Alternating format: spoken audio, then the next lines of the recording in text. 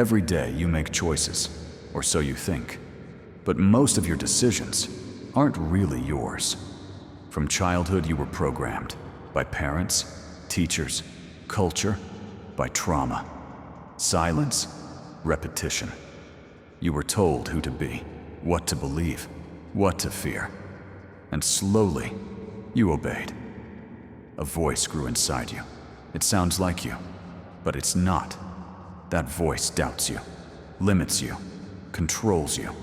It says, "You're not good enough. Stay safe. Don't try too hard. You'll just fail." You think it's your own thought, but it's not. It's the enemy within. It tells you to smile while you feel empty, to succeed, but feel unworthy, to love, but never feel whole. You live in a prison so perfect, you don't even know you're locked inside. But you're not broken, you're programmed. And this is where it begins, uncovering the invisible enemy, so you can finally take your mind back. Before you had words, you were already learning. A baby doesn't speak, but it absorbs everything. The tone of a mother's voice, the anger in a father's silence, the chaos behind closed doors. And your brain, in its most vulnerable state, started writing rules for survival. Crying gets me punished. Being loud means I'm unlovable. Love feels distant, so I must chase it. These weren't just moments, they became blueprints. The mind, trying to protect you, created shortcuts, patterns. Those patterns became beliefs, and those beliefs became your reality. Years pass, you grow, but the programming stays. You're still that child, making adult decisions with a scared child's code running underneath. You wonder why you fear abandonment, why you sabotage love, why you shrink in the face of success. It's not because you're weak, it's because your mind was trained to protect you through pain. And now, it doesn't know how to stop. You walk through life thinking you're in control. But how many of your choices are truly yours? Why do you attract the same kind of partner, the same kind of pain? Why do you freeze in moments of opportunity? Why do you feel unworthy, even when you succeed? The enemy isn't the world. It's not other people. It's a voice inside you. So quiet, so familiar, you stopped noticing it was ever there. It tells you, you're not enough. Don't speak up. They'll leave you. That voice isn't your truth. It's your programming. A ghost from childhood, a defense mechanism that stayed long after the danger was gone. You can't heal what you can't see, and you've been blind to this enemy your whole life. It doesn't scream. It whispers. It doesn't attack. It delays. It doesn't destroy. You destroy yourself for it. But once you see it, you can name it. And when you can name it, you can finally take back control. It didn't start with you being angry. It started with you not being safe. As a child, your brain wasn't recording memories. It was wiring survival strategies. If love came with conditions, you learned to perform. If anger was punished, you learned to suppress. And every single reaction you now call you was once a strategy to protect you. Think about it. You weren't born afraid to speak. You weren't born to doubt your worth. Someone or something taught you that silence was safer. This is how trauma hides, not in the story, but in the reactions you never question. You flinch when someone raises their voice. You push people away the moment they get close. You sabotage happiness, because deep down, you don't believe you deserve it. But you do. You were programmed by your past, but you are not your past. Every behavior has a history, and when you trace it back, you begin to unlock the pattern.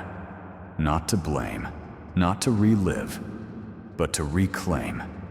Because once you see that your anger is protection, that your distance is fear, that your silence is survival. You stop calling it brokenness. You start calling it evidence that you survived. You think you're making choices. But what if you're only reacting to programming? You chose the same kind of partner again, not because you like pain, but because your nervous system called it familiar. You avoided taking that risk, not because you're lazy, but because somewhere deep inside, failure once meant shame. This is the illusion that you are free, that you are logical, that you are in control.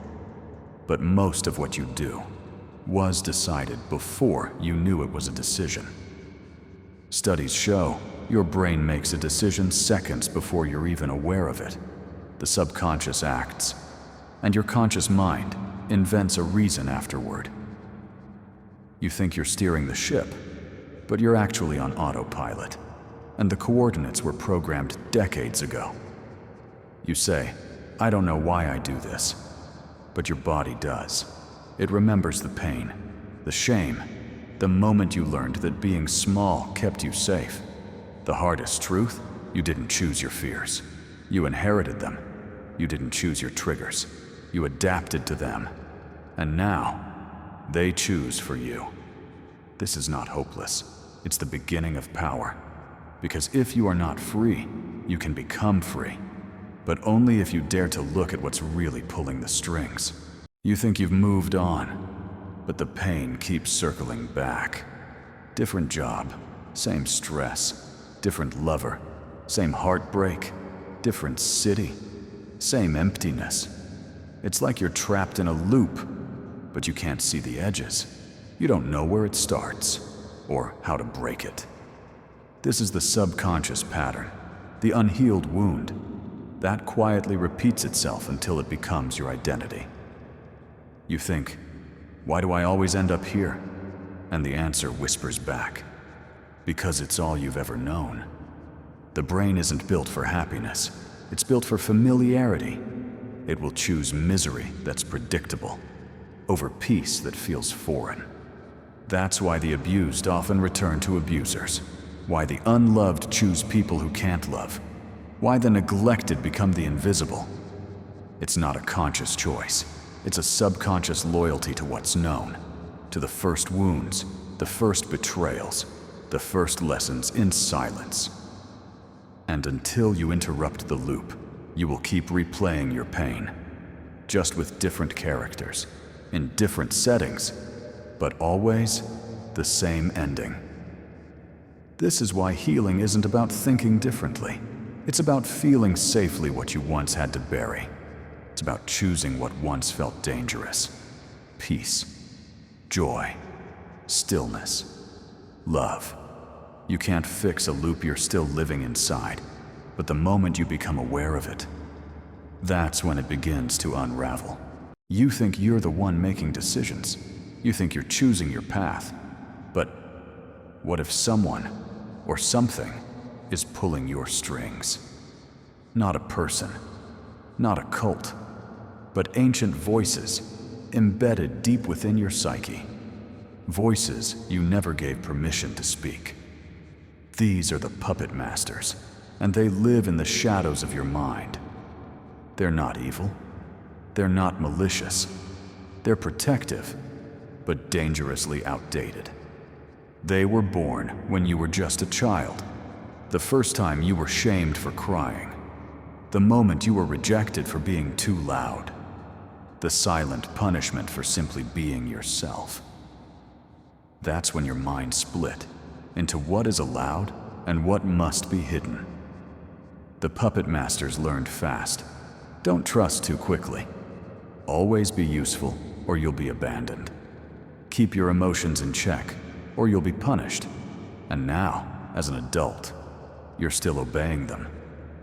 You don't take risks, not because you're lazy, but because one of them whispers, failure means humiliation. You stay in toxic relationships, not because you like pain, but because a puppet master says, loneliness is worse. You overwork yourself, not for success, but because deep inside, Another part believes, if you're not productive, you're not lovable. These are not conscious choices.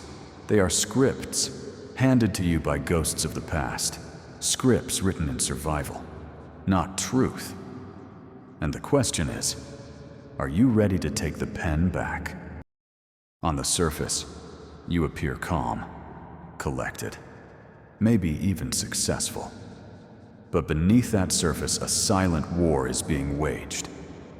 It's not between good and evil. It's not between logic and emotion. It's between the you show the world and the you've locked away. Every time you people please, every time you stay silent when you want to scream, every time you smile through pain, you feed this war. There's a self inside of you that's been screaming to be heard. Not the polished, filtered version, but the raw one, the angry one, the scared one, the one that remembers everything. And every day you ignore it, you become more divided. You wear a mask so perfectly fitted, you forget it's not your real face. You push the pain deeper. You numb with work, with scrolling, with distractions. But the war doesn't stop. It just goes silent until it erupts. Maybe it comes as burnout, or a panic attack, or waking up one day with a life that doesn't even feel like yours. This isn't weakness. It's the natural result of being two people at once, and not knowing which one is real anymore. The truth is brutal, but freeing. The version of you that fits in, that avoids conflict, that smiles through betrayal, was created to survive, but not to live. If you want peace, you must end the war. And that means meeting the version of yourself you've been trying to forget. You were never the author of your story. From your earliest memories, someone else was holding the pen.